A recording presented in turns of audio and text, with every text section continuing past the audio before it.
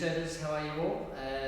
Thought I'd do a video today, 1200 Ks on the new bike. You can see, and most of you will know, I've just bought 2021 CVO Road Glide, traded in my 2020 CVO Road Glide, and there are some differences. It might surprise you. I thought I was buying the same thing in relative terms. I am, but I've had a few decent rides on this now, and I can tell you that they're not the same bike, and in fact I'll share a few other stories with some friends of mine that have actually rode my bikes as well. So anyway, I thought I'd try and segment this into something logical, and I was going to start with the engine. 117 last year, and my disclaimer for stupidity before we go anywhere, trendsetters, is that I have no mechanical aptitude whatsoever.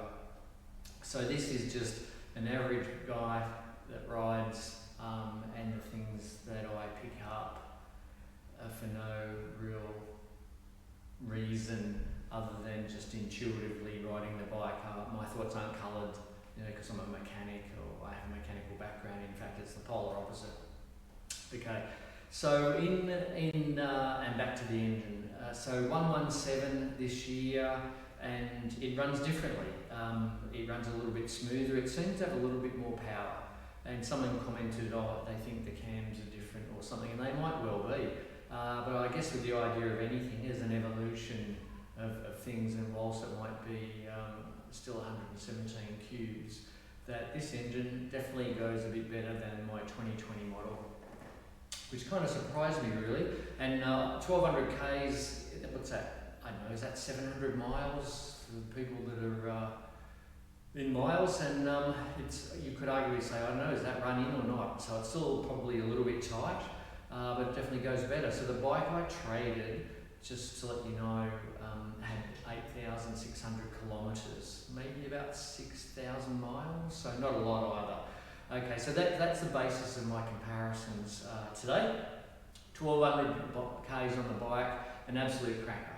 Love the Road Glide. I've loved all my Harley Davidson touring bikes. The Street Glide, as you know, I've had two. Again, my second Road Glide, and look, they're both awesome. So the motor this year delivers a bit more power. I took it on a good run, this particular bike, 600 or 700 Ks away overnight and through the mountains, and some great roads, and I can tell you that the power delivery is smoother and it's a little bit sharper. Okay, so enjoying that part of it.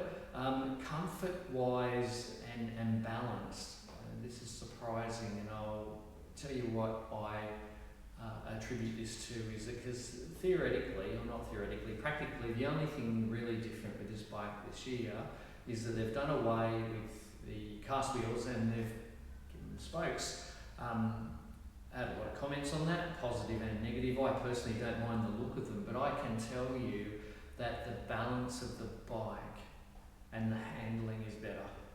Go figure that. I'm not going to try and justify it. I'm just saying, from my bum in the seat, riding this thing, the two models back to back, one rides better than the other. And I'm not just saying that if this didn't ride as well for some reason, or I thought those wheels were different, I'd tell you. But the bike just simply feels better balanced. And that's all I can put it down to. So I had some people say, well, look, spokes, that's a step backwards. First decent pothole that you get, these are going to break, blah, blah, blah. And my first thoughts were, well, you look at any off-road bikes, trail bikes, trials bikes, the Pan America, any adventure bike, spoke rims. And in fact, on the Pan America, not that I want to digress too much, is that spoke rims are an optional upgrade. So in broad terms, what I understand is spoke flex, less likely to damage, there's a bit of give, cast wheels don't, and they're more likely to crack. Probably both okay, but does this thing fall apart in a big pothole? I can tell you firsthand the answer is no. Because I was riding along on the weekend and I hit a pothole that was the size of an Olympic swimming pool. I disappeared down, came out the other end. It was so big. I stood up on the floorboards, so I didn't jar my back, but it knocked the number plate frame off the back. So the people riding behind me were going, whoa, whoa, whoa, something's fallen off your bike. So I instantly thought, oh, maybe it's something down the bottom there, the oil cooler cowl or whatever that little bit down the bottom is. And I'm looking around and so big bang, hit. Wheels are still great. I lost my number plate frame, but I can tell you the spokes are fine. It was as big a pothole as you could hit. I reckon it was about that deep and it was about this long, and I disappeared into it and I came out the other side. And that's that. So first-hand experience for anyone who has actually said that to me online, I had it in the comments, first decent pothole, your wheel's going to be screwed. Well, it's just not. There you go. Unless you're driving on go tracks or off-road and you're hitting boulders and things, maybe, I don't know. So that's that out of the way. And apart from that, I tend to occasionally, I'll hit cruise and I'll sit and relax and take my hands off the bar. Good or bad, no judgment there. But this bike tracks a little bit better and a bit more true than the other bike. Only thing that's different is the wheel. So I'm attributing that to that. Don't think I've been leaning one more way on the side of the bike. Just wipe that out. That's bullshit to say. I've lost my train of thought now. I'm going to stick with this. So the only thing I can put this down to is the difference of the bike is these spoke wheels. I like the look of them. The machine look is great. Aesthetically, they're great. And from what I believe now is the balance of the bike. Are they rigorous and are they going to stand up to potholes? Yes, I've belted this into a few potholes and that's great. Interestingly enough, I have a friend that has a street glide. And I coerced him to ride this while we were away, and I jokingly said to him, you don't know this now, but you're going to buy a road glide.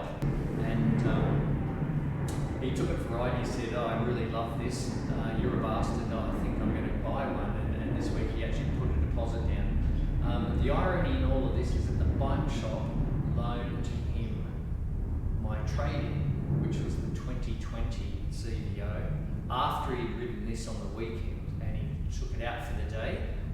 We had a run, probably 400 Ks, I'd say 200 Ks of that he did on my bike. And he said, you know what, these two bikes are different. And I said, it's funny you mention that because that's exactly the impression that I got, but I didn't think anyone would really believe me. He said, no, he said, I instantly got on your new bike, and he said, I felt really at ease with it, whatever. He said, the 2020, he said, it's still a lovely bike, but it just doesn't quite handle exactly the same. I said, how weird is that? I said, that was my observation as well. So anyway, there you go, everyone. First thoughts, this thing goes in for its first service, 1200 Ks goes in for a service this week. I'm loving it.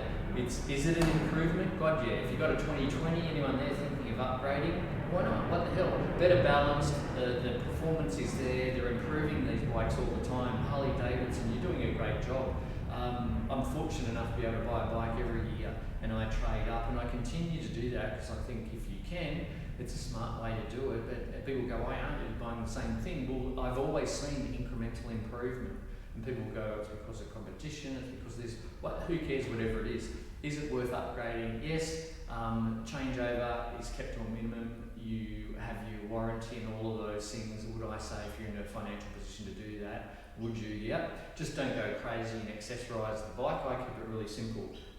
Mirrors, I put a Lucky Dave step-up seat and my slip-on pipes, and I just swap them over each time. My backrest mounting, and that's it. So I keep it really simple. I don't go over the top with the major customisation. And why do I say that? My friend with the street glide that's buying, he's stage 5 and all of these things, and he's spent a gazillion dollars. But if you're going to turn your bike over every year, there's no real rationale for that. And in fact, these 117s, or even a 114, they go fantastic. I mean, can you make them go better? Can you do this and burnouts and try and wheelie them if you really want to? But it's not really what I'm into, and I would probably say the majority of us that buy these just want a good solid touring bike that's reliable with decent fuel economy. And the instant you start mucking around with motors, I'd say you probably dilute the value of all of that.